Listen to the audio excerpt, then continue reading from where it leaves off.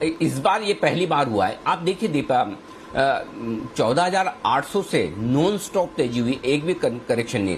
14,500 14,490 से हमने रिकवरी देना शुरू किया और हम 15,700 के आसपास आ चुके हैं। वैसे देखेंगे तो 1200-1300 पॉइंट नॉन स्टॉप बढ़े, लेकिन उसमें भी 14,800 के बाद एक भी बार बाजार ने कोई साइजेबल करेक्शन टाइम के हिसाब से, प्राइस के हिसाब से, इंडेक्स के लिहाज से दिया नहीं है। तो अभी भी ऐसा कहीं कोई एक भी करेक्शन का संकेत आया नहीं है। अब ये बात आप हम सब जानते हैं कि बाजार इस तरह के बिना करेक्शन के लंबे समय तक कब तक चल सकता है, वो एक अलग चीज है। लेकिन इस बार जो बदलाव दिख रहा है दीप, वो ये है कि आमतौर पर मिड कैप स्मॉल कैप शेयरों में भी हमने जब जब तेजी देखी कि 2 हफ्ते 3 हफ्ते की तेजी हो जाए बस, उसके बाद ब्रेक लग जाता है। लेकिन इस बार पूरे 8 हफ्ते से ज्यादा तेजी चलती हुई दिख रही है। मतलब दोनों अप्रैल और मई के महीने तो दमदार तेजी कर रहे हैं।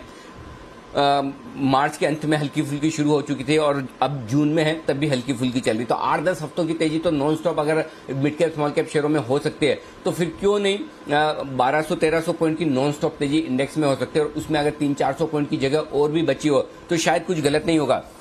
तो मेरा ये समझना है तब और अब में एक ही फर्क है दीप। तब और अब में फर्क ये है, तब जब 1-1.5 दिन के करेक्शन के बाद बाजार वापस बढ़ते थे तब आपके पास लाइफ टाइम हाई लेवल नहीं थे, राइट। तो आपको पता था कि ऊपर की जगह कहाँ है, कितनी है और कहाँ कहाँ आपको रेजिस्टेंस, रुकावट या थकावट के आसार मिल सकते हैं।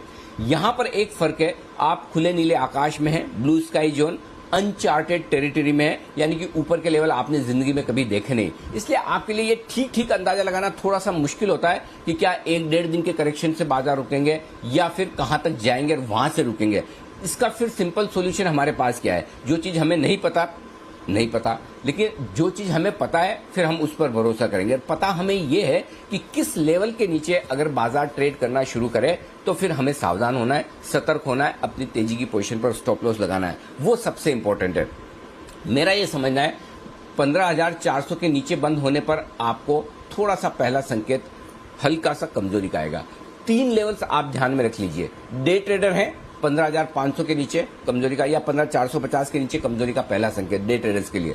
पोजिशनल ट्रेडर है, 2-4 दिनों का व्यू लेकर आप चलते हैं, 15,400 के नीचे बंद होने पर पहला संकेत।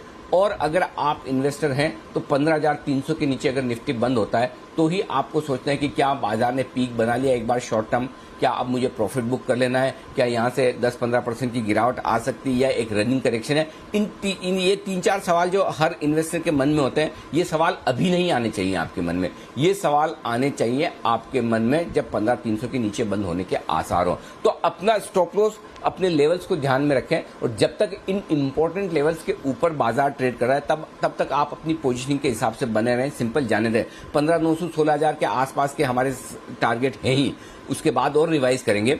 आमतौर पर कहने में मैं ये भी कह सकता हूँ आपकी जो हमारा 21,000 का टारगेट है निफ्टी का, वो आएगा, 100% आएगा, लेकिन हमेशा वो एक तरफा राह नहीं होती है। अगर मैं भाई 12 ही महीने आपको तेजी बोलूं तो कभी न कभी तो होगी। वो कहते हैं ना दीप की जो घड़ी बंद होती है आपके घर में, अगर कोई दीवार घड़ी लगी है और वो बंद है, तब भी वो दिन में 2 बार तो सही समय बताती है। जिस लेवल पर वो बंद है दिन में 2 बार वो टाइम तो आता है। इसलिए अगर मतलब आप 12 ही महीने तेजी में रहेंगे तो कभी न कभी तो तेजी होगी, लेकिन चूंकि हमें मार्केट रोज एनालाइज करना है तो long term trend, medium term trend अपनी जगह और शॉर्ट टर्म ट्रेंड में आपको अपने लेवल्स को ध्यान में रखते हुए ट्रेड करना है। तो मेरे ख्याल से जो सवाल आप पूछ रहे हैं कि क्या अब भी 1-1.5 दिनों की करेक्शन के बाद चलेंगे, इससे ज्यादा इंपॉर्टेंट ये है कि अगर इंपॉर्टेंट सपोर्ट लेवल नहीं तोड़ते और अगर पहले सपोर्ट लेवल पर ही बाजार सपोर्ट लेकर घूम जाता है तो बिल्कुल तेजी बरकरार है। और इसका जवाब अब तक डेफिनेटली हाँ में है। जी दीप।